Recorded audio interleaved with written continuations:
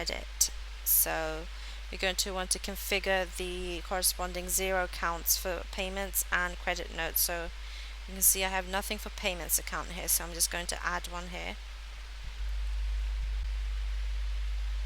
Click Save, and after you've saved those mapped accounts, you're going to want to map any timesale bank accounts to your Xero bank account. So click on this link to do that. And you can see here we have a message on the top. In order to sync payments, you must create an operating account under the Payment Settings Bank Accounts screen, and then you must map the operating bank account to the corresponding Xero bank account below. You can also add a new Xero account if needed from up here on the top bottom. I'm just going to go ahead and click Save on this as well. And now click back.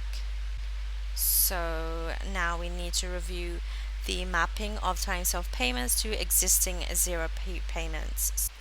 Download the timesale payment mappings, open the file up, and we can see here again that we have the timesale column here for any payments and anything corresponding in Xero. So this is empty, meaning that all of these will be synced over once we sync. So let's go back, confirm the mappings, click back, and we want to review the mapping of any timesale credits to existing Xero credit notes. Let's download timesale credit mappings. Yeah, that seems fine. Click back.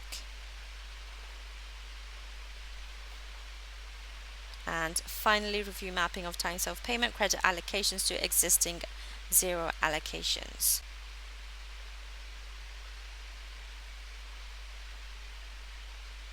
That seems fine.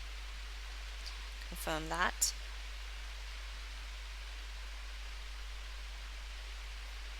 I'm going to go ahead and start syncing this. Sync to Xero.